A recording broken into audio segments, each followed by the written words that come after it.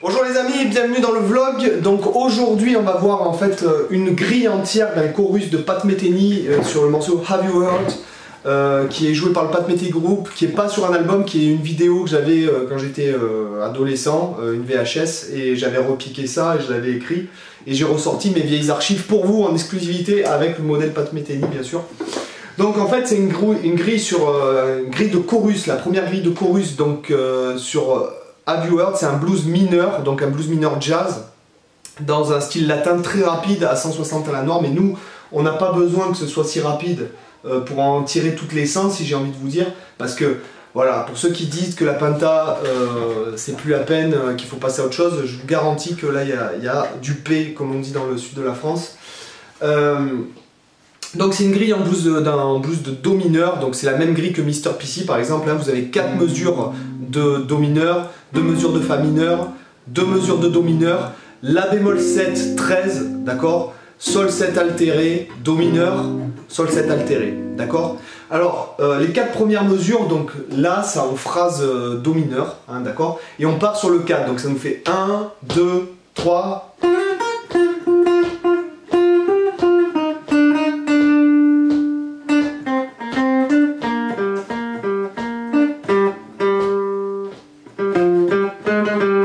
Et là on est sur le Fa mineur, d'accord? Je le referai au métronome tout à l'heure pour que vous puissiez bien faire tout. Vous avez toutes les tablatures, la version originale jouée par Pat, bien sûr, en live en plus. Sur le site, je vous mettrai le lien de la vidéo. Les grilles, les machins, les diagrammes, tout sera sur le site, ok? Donc là en fait, on part... C'est un plan typiquement un peu bluesy, hein? D'accord? 1, 2, 3... D'accord? Et là je suis sur le premier temps. 1, 2, 3, 4, 1. D'accord? Lorsqu'on attaque après la première mesure, on est sur... D'accord? D'accord? Rien que cette phrase-là, les gars, on peut révolutionner la musique avec. La preuve, c'est vraiment magnifique. Donc, je vous le joue au métronome. 1, 2, 3...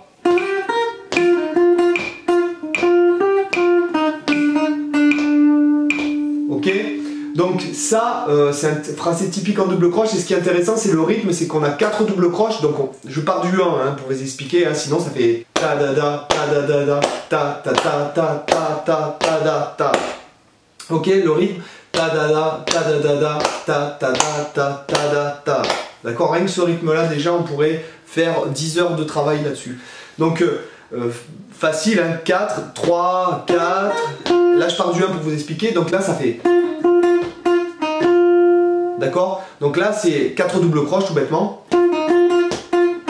Après c'est deuxième et quatrième double du deuxième temps. Et après c'est des croches piquées, d'accord? Et en fait après des doubles croches, donc 2 doubles croches, première, deuxième, quatrième double du temps, et en fait on... Voilà. Ce qui est intéressant de cette phrase, c'est qu'elle se commence sur le 4e temps et elle finit sur pratiquement le 2e temps de la mesure d'après. Donc c'est vraiment très intéressant. 1, 2, 3...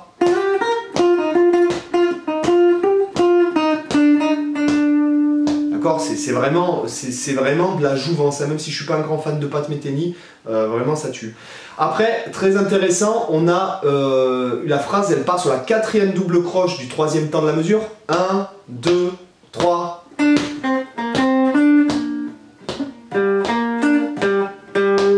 D'accord, donc ça nous fait 3, 1, 2, 3.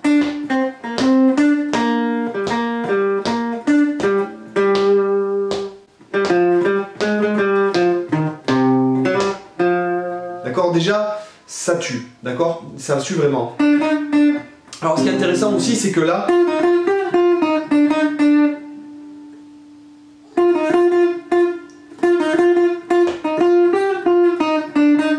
Là, on est bien sur la seconde, en fait, de Do mineur. Ok? Donc, ça fait...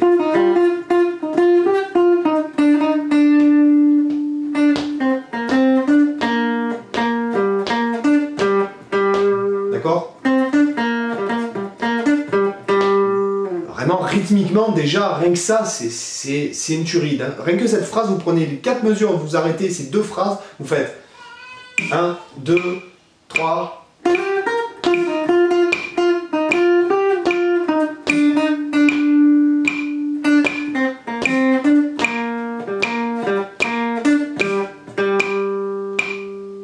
D'accord, déjà rien que ça, enfin, c'est monstrueux, quoi, c'est monstrueux. Hein, là on utilise la gamme pentatonique de Do mineur. D'accord, Pat se déplace beaucoup sur une seule corde. Hein.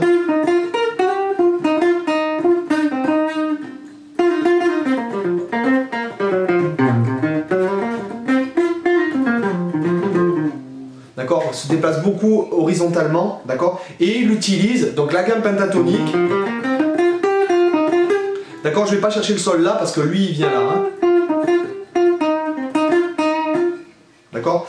Et la seconde, donc là c'est là qu'on se rend compte que vraiment il y a la couleur de la note, puisque vraiment on peut pas, je pense pas qu'on puisse faire de meilleur phrasé en fait, improvisé, rythmiquement, dans l'architecture. La phrase pose une question, elle répond. C'est agencé, j'en ai des frissons de vous en parler, vraiment, tenez, regardez, c'est vraiment, on peut pas faire mieux dans le langage musical, même si je suis pas un grand fan de Pat Metheny, c'est-à-dire oui, si, bien sûr, je suis fanatique de voir le niveau de la personne, mais j'irai pas écouter Pat Metheny toute la journée, mais quand j'écoute et que j'analyse un peu, comme là, c'est monstrueux, quoi. On est vraiment face au gars qui a travaillé le langage et qui a écouté Miles Davis peut-être toute la journée pendant des années, pendant 20 ans, parce que c'est vraiment typiquement la façon de phraser d'un Miles Davis, d'accord? C'est-à-dire très mélodique, dans une architecture parfaite et dans une cohérence de discours qui, on peut pas faire mieux, hein, d'accord? Donc je continue pour pas que la vidéo dure 2 heures. Là, Pat anticipe le Fa mineur, d'accord? En faisant... D'accord, ça c'est magique, c'est-à-dire il souligne en fait, d'accord, ça fait 1, 2, 3. Ah, on peut pas faire mieux, hein. D'accord, on peut pas faire mieux sur une phrase.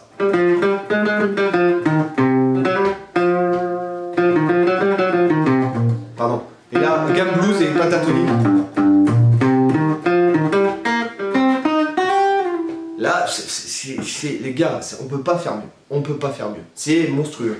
D'accord, donc là, je reviens sur ce Fa mineur. Donc, j'anticipe le Fa mineur en partant sur la 4e double croche de la 4e mesure, donc de la mesure d'avant. Ça nous fait 1, 2, 3. D'accord, 4e double sur le 4e temps. 3, 1, 2, 3.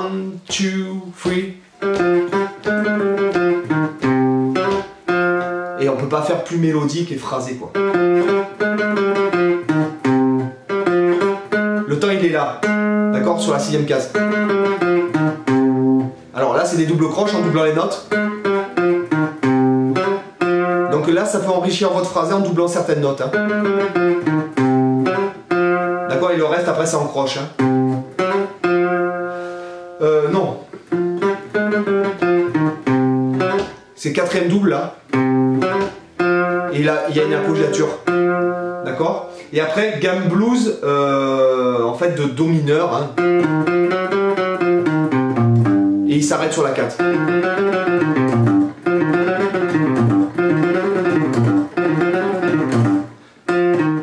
Il part de Fa, Mi bémol, Fa. Il monte la gamme blues de chromatisme. Et après, sur le Do mineur, il monte la gamme pentatonique. Avec des petites subtilités. Donc regardez, je vous le joue. Donc 1, 2, 3, 4, 5, 6, 7e mesure. Alors là, c'est rythmiquement pareil, c'est très intéressant. Ta, ta, ta, ta, pardon.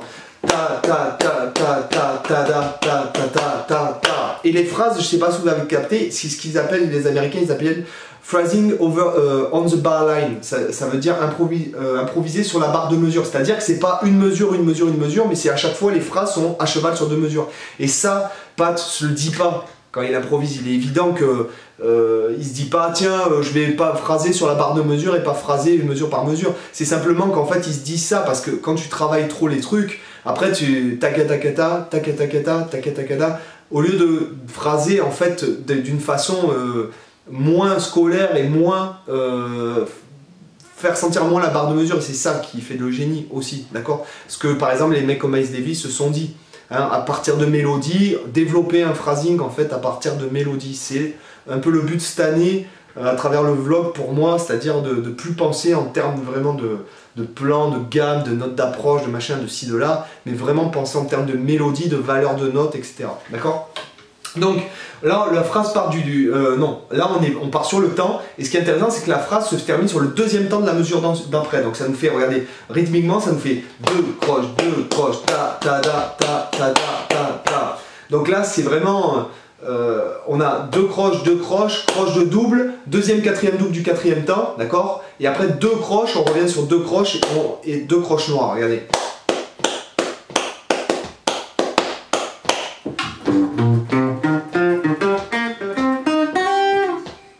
Rien que cette phrase,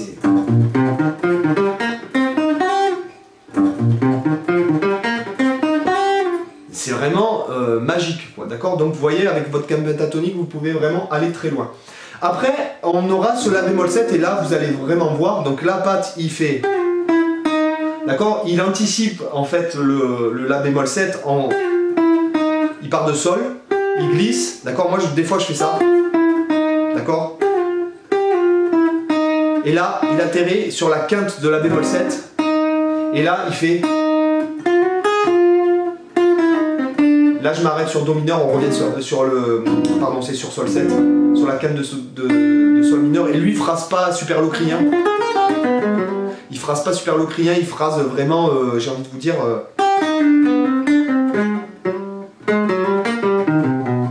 D'accord? Il phrase Do mineur plus la sensible. Hein.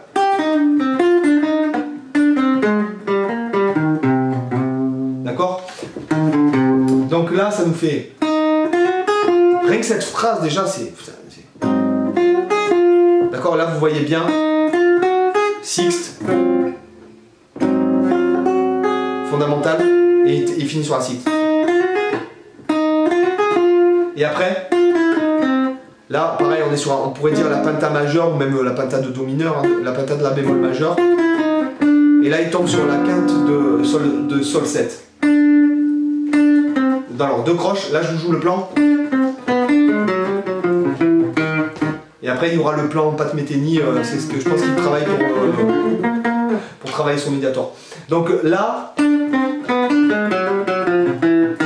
alors là c'est en fait quinte, et là sensible. D'accord? 2 croches, 4 doubles, d'accord? Je pars des 4 doubles, donc sensible. Et après il saute une corde, il fait. Là il entoure la quinte en fait.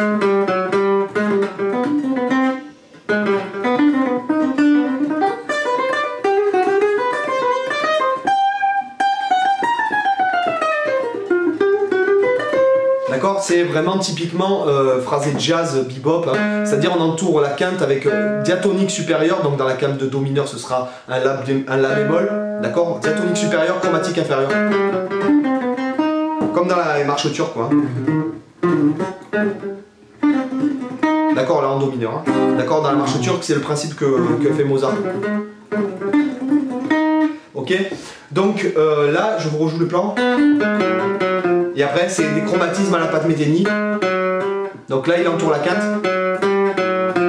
Et après, rechromatique jusqu'à Fa. Et après, il descend comme ça en faisant les ghost notes. Vous savez, le plan en Pat Metheny, quoi.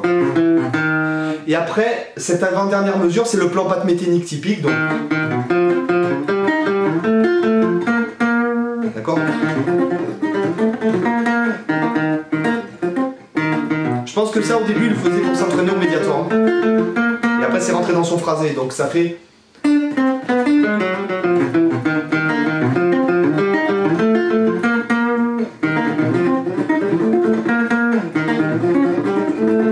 Pardon?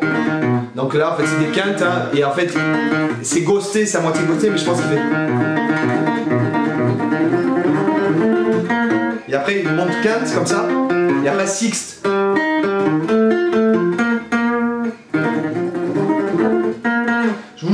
très lentement, d'accord? Et après, je rends l'antenne.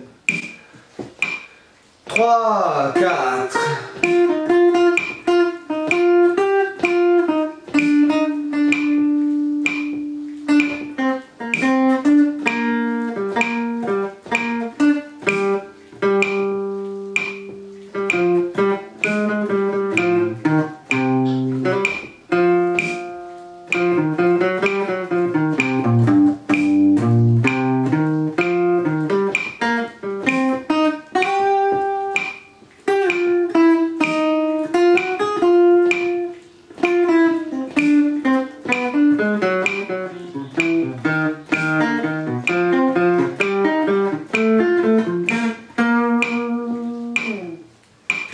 Voilà les gars, donc pour ce petit truc là, vous vous rendez compte à travers un simple blues mineur qui utilise la gamme pentatonique à quel point les gars comme Pat Metheny sont puissants, d'accord?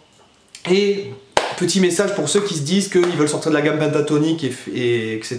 Donc vous voyez avec la gamme pentatonique ce que le gars fait. Et je reviens, c'est pas ma théorie, loin de là, mais vous avez vu quand on met du rythme puissant et de l'architecture dans les phrases, à quel point c'est puissant. Je vous invite à aller sur le site, vous aurez l'article, les tablatures, les diagrammes, les patins, les couffins, le lien de la vidéo d'où est tiré ce solo et plein d'autres trucs. Allez les gars, bye! Merci d'avoir regardé cette vidéo. Sur cette page, vous avez le lien pour vous abonner à la chaîne du Guitar Vlog en haut à gauche, à ma chaîne principale en haut à droite. En bas à gauche, vous avez le lien du site avec les packs de leçons, l'école de guitare en ligne, les tablatures et le contact. Et en bas à droite, vous avez la vidéo qui est suggérée par l'algorithme YouTube rien que pour vous. À bientôt!